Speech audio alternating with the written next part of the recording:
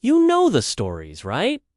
Washington crossing the Delaware, Edison lighting up the world, Lincoln freeing the slaves.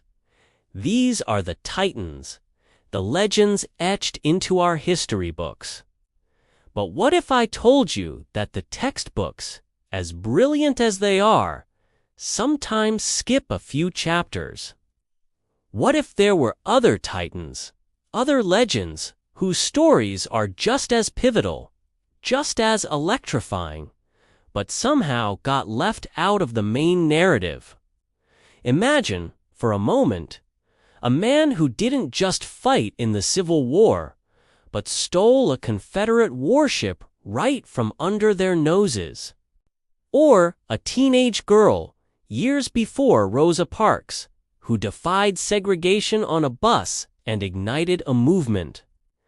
And then there's the math genius, a true human computer whose calculations were so precise, so absolutely vital, that they literally sent Apollo to the moon. These aren't footnotes. These are the foundational moments, the audacious acts, the quiet brilliance that truly shaped America. So, buckle up, class is back in session, and trust me, the syllabus just got a thrilling, much-needed rewrite. We're about to uncover some seriously inspiring and frankly jaw-dropping untold stories. Born into the brutal reality of slavery in 1839, young Robert Smalls spent his early years behind the bustling wharves of Beaufort, South Carolina, legally the property of the McKee family. From a tender age, he possessed an extraordinary mind, a keen sense of observation that would later change the course of history. By night, he'd watch the distant glow of harbor lights, dreaming of a world beyond his bondage. By day, he was rented out, forced to labor as a dock worker, a position that, ironically, became his secret education. Every current, every hidden sandbar, every shift in tide he memorized them all, absorbing the intricate dance of the harbor like a seasoned mariner. This intimate knowledge of the waters around Charleston was a blueprint etched into his very being. Fast forward to May 1862. Smalls, now a deckhand, found himself working on the Planter, a Confederate transport vessel. This wasn't just any boat. It was a heavily armed steamer, bristling with cannons and sea mines, a critical asset in the Confederate war effort. Each evening, the white officers, confident in their authority and the supposed docility of their enslaved crew, would swagger ashore for the night, leaving Smalls and 6 other enslaved men alone on board. It was a routine, a dangerous oversight that Smalls had been meticulously observing, biding his time. Then came the misty morning of May 13th. With a heart pounding like a drum, Smalls seized his moment. He raised the rebel flag, a bold, defiant act of deception. Below deck, his family, his wife, and 2 children, along with 12 other enslaved people, huddled in tense anticipation. With an uncanny calm, Smalls eased the Planter away from the dock, navigating the treacherous waters he knew so intimately, heading straight for the Union blockaders. To complete the audacious masquerade, he donned the captain's distinctive straw hat, mimicked the man's peculiar limp, and even whistled the exact passcode required to pass Confederate checkpoints. It was an act of pure theatrical genius, a gamble for freedom that paid off spectacularly. In an astonishing 45 minutes, he surrendered the Planter to the U.S. Navy, What he delivered wasn't just a ship, it was a treasure trove of intelligence. 4 heavy guns, a crucial Confederate codebook, and, most importantly, the freedom of 16 human souls. The Union, recognizing the immense strategic value of Small's daring act, quickly repurposed the Planter as a supply vessel, with Smalls himself becoming its pilot. But his contributions didn't stop there. He became a powerful voice, a recruiter of black soldiers, his personal story a living testament to the fight for freedom. After Appomattox, Smalls returned home a hero, but his work was far from over. He bought the very house where his former enslaver, McKee, had lived, purchasing it at a tax sale poetic reversal of fortunes. He then dedicated himself to his community, opening a school for black children and, astonishingly, serving 5 transformative terms in the U.S. Congress. One bold sunrise on the water didn't just gain him freedom, but it rewrote the very fabric of Reconstruction, proving that true heroism often emerges from the most unexpected places. Small's life is a powerful reminder that the fight for justice often begins with a single, incredibly brave act. 9 months. That's how long before Rosa Parks calmly folded her hands and refused to move. A different kind of defiance unfolded on a crowded Montgomery bus. Claudette Colvin, a high school junior, was clutching her books, probably thinking about homework or friends. When the driver's booming voice shattered. The ordinary afternoon. The order was chillingly familiar. Black high schoolers, including Claudette, were to give up their row to white passengers. But that day, something inside Claudette snapped. She refused. She simply wouldn't budge. The consequences were swift and brutal. Police officers dragged the 15-year-old off the bus, handcuffed her small wrists, and charged her not just with violating segregation law, but with assault.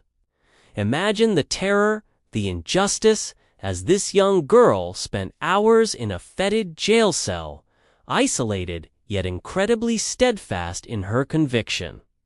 She knew what she did was right.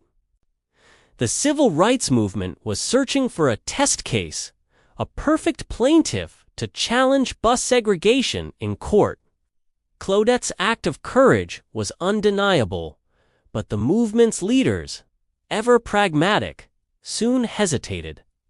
Her youth, her perceived attitude, and later, her unwed pregnancy became convenient excuses for them to sideline her. They feared the public wouldn't rally behind someone who didn't fit the respectable image they felt was necessary for their cause. It was a heartbreaking decision, a painful illustration of how even within a fight for justice, societal biases could still dictate whose stories were amplified. Yet, despite being overshadowed, Claudette's bravery was not in vain. She became a star plaintiff in Browder v. Gale, the federal lawsuit that, in 1956, delivered the decisive blow against bus segregation. While Rosa Parks' protest undeniably lit the final public fire of the Montgomery bus boycott, it was Claudette Colvin who, in her quiet, defiant refusal, struck the initial, powerful match. She faced down an unjust system alone, paving the way for the larger movement to follow. Today, she still rides Montgomery buses, often unrecognized, largely unbothered by the fame that eluded her, yet secure in the knowledge that history, finally, knows her name. Her story reminds us that courage often comes in many forms, and not all heroes receive the immediate spotlight they deserve. Section 3: The Quiet Math That Landed Men on the Moon. In the segregated landscape of West Virginia, a young girl named Katherine Johnson grew up with a most extraordinary hobby. She counted everything: the steps to her house, the dishes in the cupboard, the stars twinkling in the vast night sky. This wasn't just a childhood quirk. It was the early manifestation of a prodigious mathematical mind. By 8th grade, she had literally outrun the local curriculum, having mastered every math concept her segregated school could offer. By college, she was solving triple integrals with such speed and precision that her professors could barely assign them fast enough. Her brain was a supercomputer before computers even existed. In 1953, she found her calling. Joining the National Advisory Committee for Aeronautics (NACA), which later became NASA. Her role: a computer in skirts. This was an era when human mathematicians, primarily black women, performed complex calculations by hand in windowless back rooms, largely invisible, yet absolutely indispensable. They crunched numbers, checked figures, and laid the groundwork for humanity's reach into space. Katherine, with her unparalleled ability to visualize geometry and analyze trajectories, was in a league of her own. The stakes were astronomical. When astronaut John Glenn was preparing for his historic orbit of Earth in 1962, a mission that would mark a critical turning point in the space race, he famously refused to launch until Johnson double-checked the IBM computer's trajectory calculations. "She says the numbers are good. I'm ready to go," he radioed, his trust in her genius absolute. It was a powerful public acknowledgement of her critical importance, a moment where the quiet computer in skirts stepped into the spotlight of national security. But her contributions didn't stop there. Johnson then went on to plot the flight path for Apollo 11, the mission that would ultimately land men on the moon. She accounted for every variable, every gravitational pull, every tiny perturbation, with such incredible precision that Neil Armstrong's crew landed within mere yards of their target. Think about that. A black woman working in a segregated facility, performing calculations by hand that would guide humanity to another celestial body. It's a staggering achievement, a testament to her brilliance and dedication. Johnson retired in 1986, carrying the Presidential Medal of Freedom, the nation's highest civilian honor, her purse. She carried it with a quiet smile, a smile that seemed to say, "Math doesn't care about segregated bathrooms, about the color of your skin, or about the barriers society tries to put in your way." Her legacy is a powerful reminder that genius and hard work will always find a way to shine, no matter the obstacles. During the tumultuous years of World War II, a silent, relentless enemy plagued the battlefields and hospitals: a critical shortage of blood plasma. Medics ran out faster than they could replace it, and countless lives hung in the balance. Into this dire crisis stepped Dr. Charles R. Drew, a brilliant, Columbia-trained surgeon whose pioneering work would revolutionize medicine. His groundbreaking research focused on blood banking, and his key breakthrough was as elegant as it was life-saving. He discovered how to separate plasma from whole blood and then refrigerate it in glass bottles. This simple yet profound innovation dramatically stretched the shelf life of blood from a mere few days to several weeks, making large-scale blood storage and transport finally feasible. Drew's methods were so effective that Britain's royal heir Force credited his blood for Britain Drive with saving thousands of lives. During the devastating Blitz, his expertise was undeniable, his contributions immeasurable. So, when the U.S. Army approached him, asking him to direct the American blood plasma program, it seemed like a natural progression for a man of his caliber. He accepted, ready to serve his country and save more lives. However, Dr. Drew was a man of unwavering principle. He accepted the role only to resign in a powerful act of protest when officials insisted on a policy that mandated the segregation of blood donations based on race. "Blood is blood," he famously declared, refusing to compromise his scientific and moral convictions. He understood that such a policy was not only unscientific, but deeply discriminatory and dehumanizing. His resignation was a profound statement against racial prejudice, even at a time of national emergency. Drew returned to his beloved Howard University, where he continued to train a generation of black surgeons, instilling in them not just medical knowledge, but also a deep sense of social responsibility. He continued to bleed red, like the rest of us, until a tragic car crash in 1950 ended his remarkable life far too soon. There's a persistent myth that he died because a whites-only hospital refused him treatment.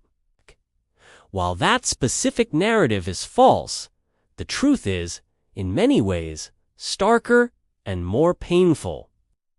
He bled out, not because of active refusal, but because the nearest medical facility lacked a trauma unit capable of handling his severe injuries. This tragedy, however, was not in vain.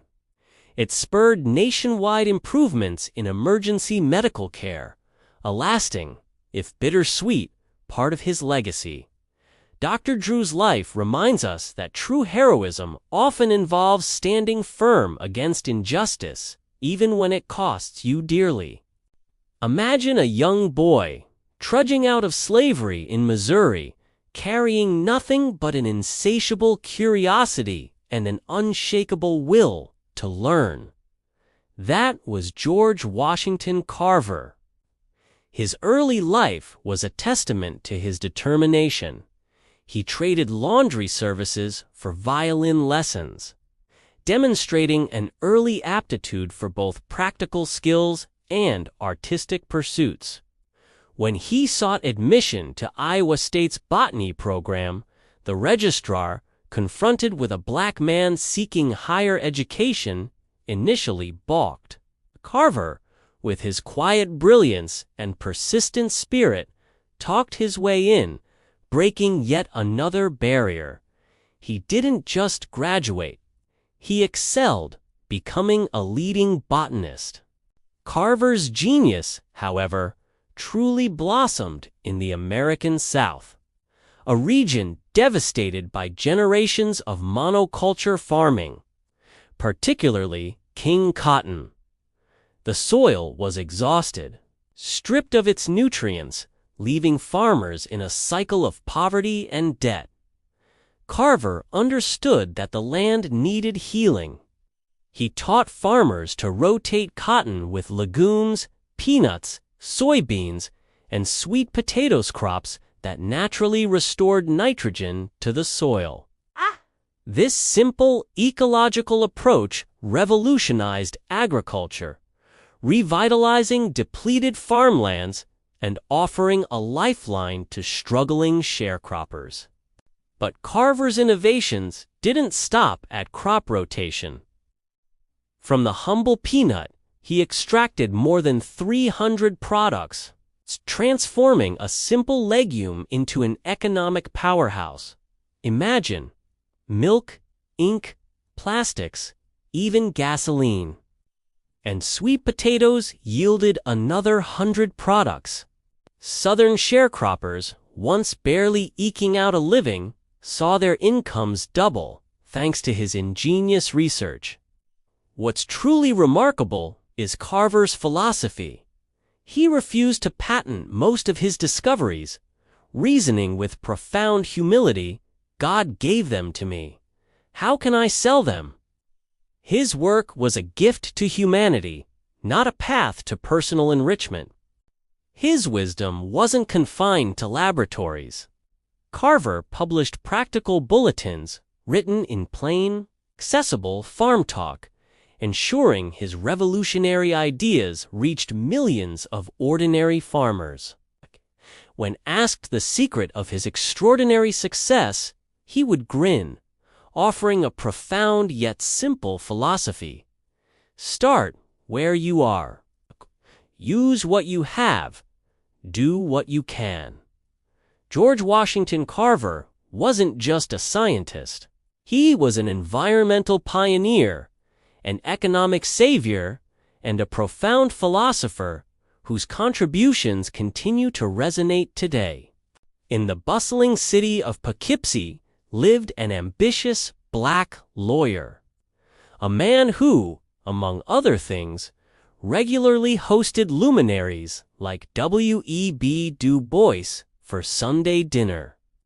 This was the formative environment for Jane Bolin, a young woman destined to shatter glass ceilings and dismantle systemic injustice.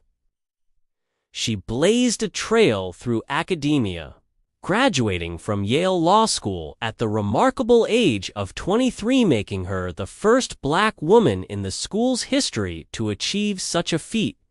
And just 1 year later, she etched her name into the annals of American justice by becoming America's very first black female judge. For 4 decades, Judge Bolin presided over New York's family court bench, a quiet but formidable force for change. From her elevated seat, she systematically, meticulously, and with unwavering resolve, struck down color lines that permeated the justice system. She challenged the insidious practice of assigning probation officers by race, ensuring equal treatment for all. She fought against the discriminatory policy of sending children to segregated facilities, understanding that segregation itself was a form of injustice. And in her own courtroom, she eliminated separate seating arrangements based on skin color, dismantling Jim Crow in miniature, one ruling at a time. But Judge Bolin's impact extended far beyond desegregation. She was a visionary who redesigned the juvenile justice system, shifting its focus from punitive punishment to rehabilitation. She believed in the inherent potential of every child, regardless of their background, and worked tirelessly to create a system that offered hope and a path forward. Her colleagues, perhaps a little intimidated by her quiet power, affectionately called her the little lady with the big gavel. And indeed, with every precise, principled ruling, she chipped away at the edifice of Jim Crow, demonstrating that the law, when wielded justly, could be a powerful tool, could be a powerful could be a powerful core for a power for lumder soror separs. Cowerin with sen recessures parishin with scumensin said, come were with sim with sbrissin with the surets car car she cookie to their sock cake cook a quick crike contact duck this guy cooked it on to see up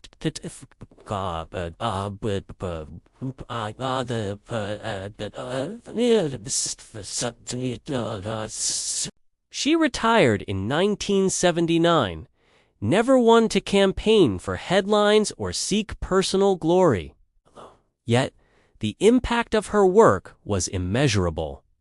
Thousands of kids whose lives she touched and whose futures she helped shape grew up knowing her simply as Judge Jane. Her legacy is a testament to the power of quiet, persistent courage, proving that monumental change can be achieved, not with grandstanding, but with unwavering dedication to justice. One case, one child, one ruling at a time. So, these 6 names, Robert Smalls, Claudette Colvin, Katherine Johnson, Charles R. Drew, George Washington Carver, and Jane Boland, they didn't make your typical pop quiz. But make no mistake, they absolutely rewrote the answer key to American history. A helmsman who stole a warship and his own freedom. A teen who wouldn't budge, sparking a movement. A mathematician whose quiet genius computed the moon landing. A doctor who bled colorblind and sacrificed for principle. A botanist who coaxed life and prosperity from depleted dirt. And a judge who, with her gavel, axed segregation one ruling at a time. Together, these incredible individuals shaped America more profoundly, more enduringly than any marble monument ever could. Their stories are not just inspiring, they are essential, a vital part of who we are as a nation. If you believe these powerful, untold chapters deserve airtime, if you feel the weight and inspiration of their struggles and triumphs, then hit that subscribe button. Share this video with everyone you know, and tell us whose untold chapter we should open next. Because history isn't finished. It's a living, breathing narrative, and it's waiting for us to keep writing it, to keep unearthing the truths that make us whole.